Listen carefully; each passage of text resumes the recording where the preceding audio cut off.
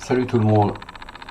Et oui, je reviens avec une installation de la Arch Linux GUI. Je l'avais fait il y a quelques temps. Apparemment, c'était abandonné, mais là, d'un seul coup, j'ai retrouvé des images qui datent du mois d'août. Donc, c'est pas si vieux que ça, hein. Donc, le projet a certainement été repris. Alors, j'ai pris la Arch Linux GUI XFCE. Voilà, du mois d'août 2024. Au passage, voilà, je voudrais dire, je ne sais pas si c'est la même personne, Demon Killer ici. D'ailleurs, il y a du franglais. Hein. Euh, en fait, je ne suis pas rancunier. Voilà, donc j'ai pris l'image. Je mettrai le lien dans la description. Hein, si vous faites file ici, vous allez avoir toutes les autres images ISO, hein, qui datent du mois d'août, hein, 25. Moi, j'ai pris la bêta ici. Pourquoi pas tester de la bêta, hein. Alors, on va se rendre ici, on va créer une nouvelle machine. Depuis un fichier, voilà, ici Arch, Arch Linux, UEFI on va faire, ici on va mettre un petit peu de mémoire, je vais mettre 60. Alors, je vais mettre, voilà, un grand écran.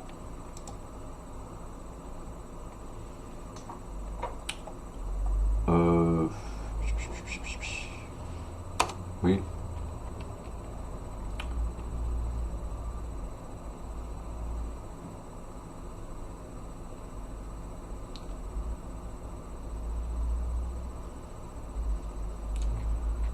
Donc on aura pas mal de mises à jour à faire après les amis, hein, parce que en fait, Arch Linux GUI, bah, qu'est-ce qu'il fait? Copie les fichiers depuis l'image ISO vers nos disques, hein. Donc c'est offline, hein.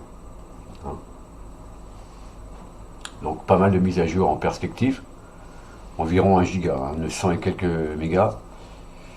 Et je le montrerai, il y a eu une update de Grub, donc attention Grub, il y a eu quelques petites mésaventures il y a quelques mois sur Arch Linux, donc il faudra le réinstaller, hein. On refera une install à la main. Donc là je vais faire Screen Resolution ici, on pourrait faire aller dans les paramètres XSE, faire chercher le display et puis changer, hein. On peut le faire là. Ok, pour l'instant je garde ça. Ok, donc là on a un welcome, hein, maison. Ce qu'on va faire, avant d'installer, on va mettre à jour les miroirs. Là il y a quelques pays proposés. Je prends France et je vais prendre 10 miroirs. Là, on les sort par vitesse, hein. HTTPS, le protocole. Ok. Donc là, on le fait sans mot de passe, hein. On est live user, donc il n'y a pas de souci. Mais là, une fois installé, on aura le welcome qui s'ouvrira, hein. Il faudra décocher ça. Et puis, là, on nous demandera des mots de passe, évidemment. Donc maintenant, on fait install ALG. Donc, c'est un calamares. Je vais faire ça assez rapidement, les amis. Alors, pourquoi je fais ça? Puisque ce que je vais faire dans un prochain live, je ferai une migration de cette Arch Linux vers une Artix avec OpenRC comme système init, hein. Donc ça va être un petit peu un jeu d'équilibriste, hein, parce que on va le faire en direct, donc il peut y avoir des soucis, ça se trouve ça sera un échec. Alors American English, je vais garder ça, hein. Ok, time zone, ok, Paris. Mon clavier, je vais le mettre en français, hein, par contre. On efface tout le disque. UST4, BTRFS, F2FS, JFS, Racer, enfin lui, je sais pas s'il est vraiment encore développé, hein. Je pense que le développeur a fini en prison, je crois. Ou il est mort prématurément, je ne sais plus, mais XFS. Ok, regarde EXTCart. Donc, un mot, on va mettre testeur, hein. Testeur, tab, ici, on va mettre ALG, un petit mot de passe. On met le mot de passe pour route et on l'installe. Donc comme je le dis, simple copie de l'ISO vers nos disques, donc ça devrait aller assez vite, on va dire 5 minutes, hein. Donc quand on sera fatigué de voir le slideshow, bah, peut-être on regardera les logs. Juste comme ça.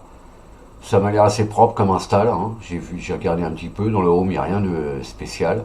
Il y a 2-3 fichiers de config si éventuellement vous installez par exemple Screen et deux, trois autres choses. Le shell par défaut c'est bash, mais on a quand même aussi un ZSHRC, hein, si on veut faire un change shell. Et puis, ce que je vais lui dire d'autre, bah, je pense que c'est tout, hein.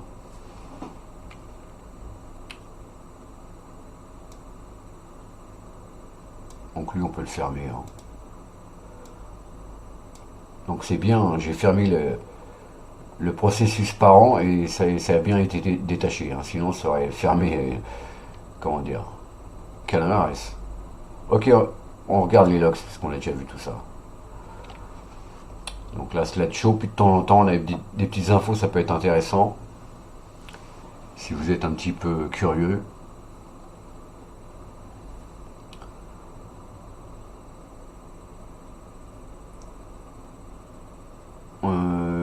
Oui, j'ai parlé des mises à jour. Il y aura Grub à mettre à jour.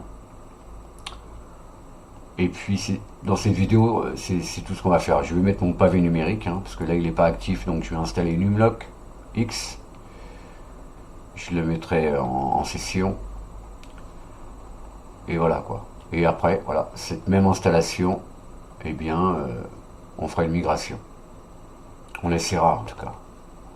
C'est toujours un peu délicat, hein, parce que là, vraiment, bah, on change de système init, hein, donc c'est pas comme si on changeait de bureau, hein. Donc je pense que le live, ça sera pas dimanche là, mais dimanche d'après. Donc pas dimanche, aujourd'hui on est le 3. Pas le 6, mais le 13. Est-ce que ce chiffre, nous portera bonheur? Ça dépend des endroits du monde, hein.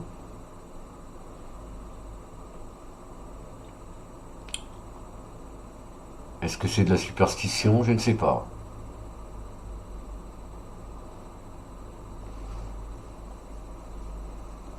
Je ne suis pas un expert là-dedans, mais il me semble que dans certaines religions, on parle de nombres. Il y a des choses avec les nombres et leur signification. Mais en tout cas, pas chez nous. Sauf dans les superstitions. Enfin, ce qu'on appelle comme ça, superstition. Alors, ouais, 59%.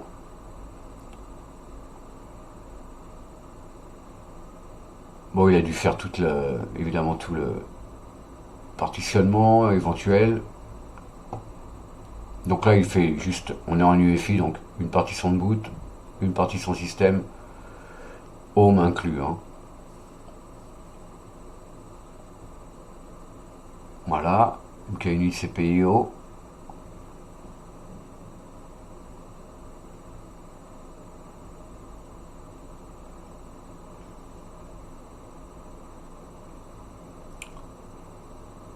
Il me semble que c'est des Indiens qui ont repris le truc. les développeurs, là, tout ça.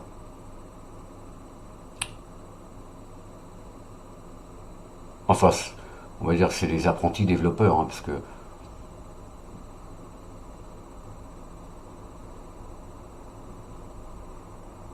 à part connaître un petit peu Calamares, comment ça fonctionne, etc. Comme il n'y a pas trop de personnalisation dans le système, c'est quand même abordable par quelqu'un un peu assidu. Hein. Faut passer du temps, bien sûr, mais voilà. Après, ils ont certainement des qualifications ailleurs, hein, en développement, mais ailleurs. Mais ça a l'air assez facile, on va dire, avec Arch Linux. Hein. Il y a pas mal de gens qui se lancent dans l'aventure. C'est pas toujours réussi, mais voilà. Là, ça a l'air d'être propre. Le thème est sympa, les icônes sont sympas. Il n'y a pas grand chose à installer. Ah oui, j'ai parlé de Cubes, ouais. Cubes sera installé et activé. Bonne chose, hein. Si on installe Cubes, c'est pour l'activer. Mais nous, on va le désactiver après. Voilà, c'est terminé. Je fais down ici. Comme on est en live, ça sert à rien que je désactive Cubes. Hein. On va éteindre. Voilà. Rebooter, faire les mises à jour. Là, ça fait 10 minutes, 11 minutes. Bon, ça va.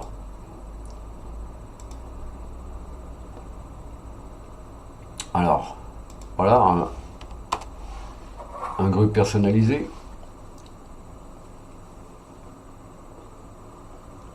Un petit peu, quoi.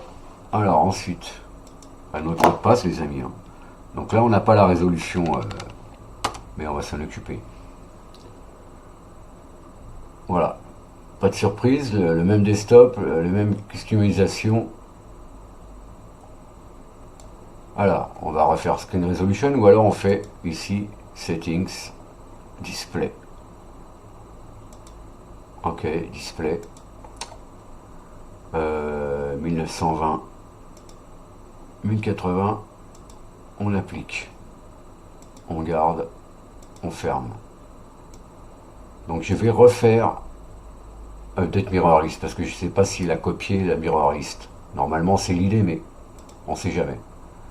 Donc France, 10, tout ça c'est bon. Update. Voilà, maintenant on me demande mon mot de passe. Hein. Pas à l'installation, mais là maintenant, mot de passe.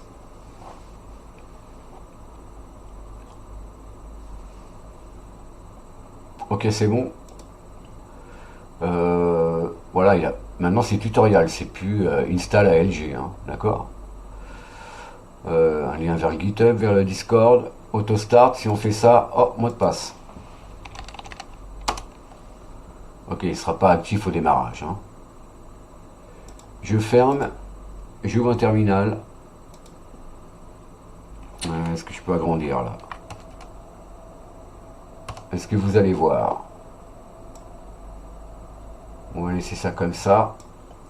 Je vais voir, j'espère que ma tête ne va pas tout casser. Donc, on va faire sudo pacman.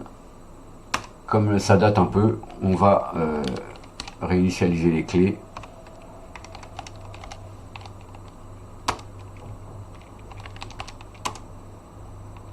Ok.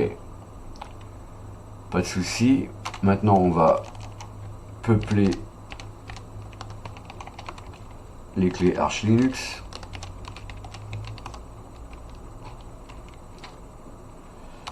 Et on va mettre à jour. Alors, on va faire un SYYU. Et puis, on va installer Numlox derrière. Donc, NumlockX.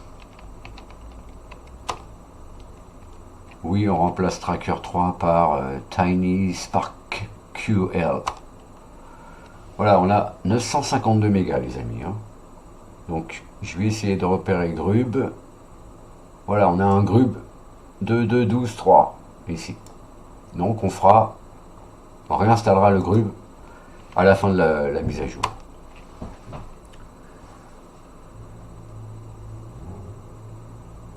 Donc là ça va, on a des bons miroirs, ça va assez vite.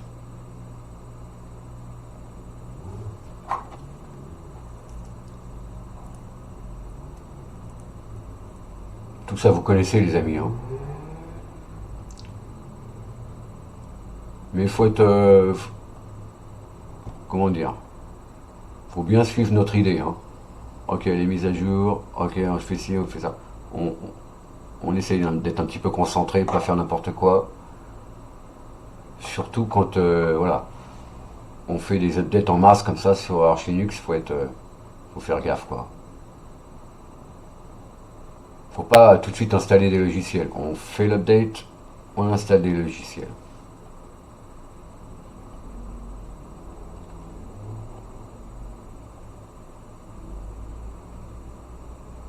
Puisque sinon on va prendre un nouveau paquet, un paquet récent, qui aurait certainement des dépendances. Alors ça va mettre à jour une partie du système, mais pas tout, hein. Une petite partie, par exemple Numlox, est-ce qu'il a des dépendances, etc.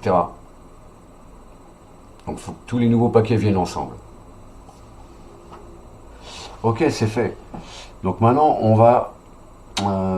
alors j'ai mis Numlox, je vais tout de suite m'en occuper, sinon je vais oublier. Donc on va faire Settings, on va chercher Session et démarrage. Ici, pardon, j'espère que vous voyez, c'est quand même petit. On va faire Add ici. J'ai enlevé le Bluetooth, hein. Donc je vais écrire Numlox. Voilà, comme nom, description, activate the keypad. Est-ce que j'ai mis un A là? Non, j'ai pas mis de A. Active. Ok, commande, bah, tout simplement Numlock X. Numlock X. Voilà. Ok, je ferme. Parce que là, dans mon terminal, si je fais ça, bah, si je tape sur mon keypad, il n'y a pas de chiffre. D'accord? Donc on va faire, là on va réinstaller Grub. Donc sudo grub install target égale x, donc 86 underscore, pardon, 64 fi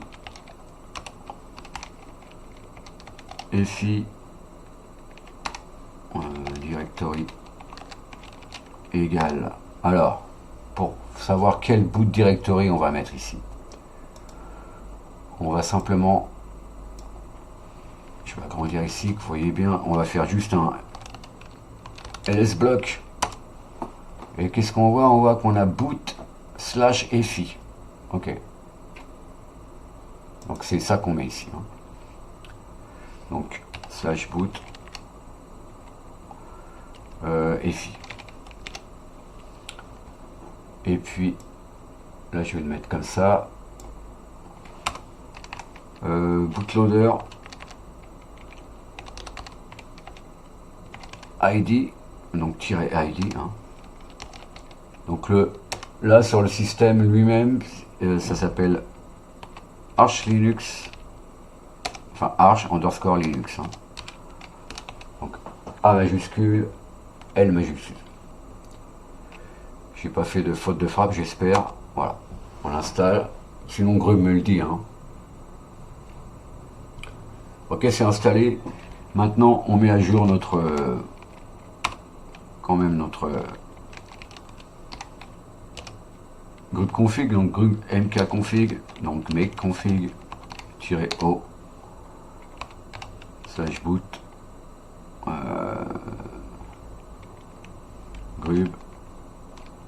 grub.cfg.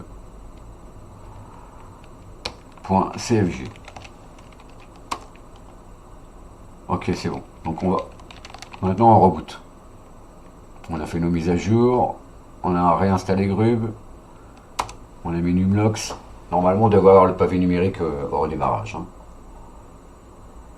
Ça peut être aussi un service à démarrer, hein. Mais comme je l'ai mis en commande là dans le startup de XFCE, ça devrait fonctionner.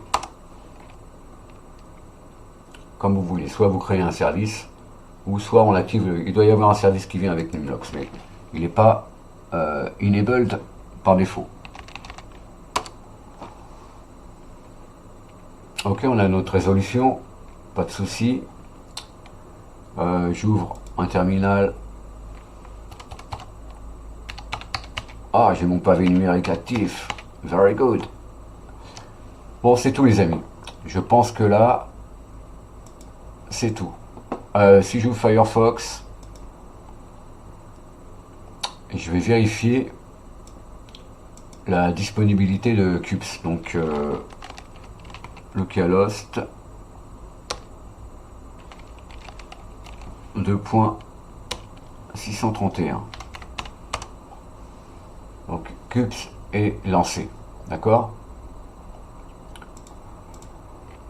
Donc je vais peut-être le désactiver. Alors pour désactiver CUPS, évidemment, on pense qu'il faut désactiver CUPS.service. Donc là, sudo systemctl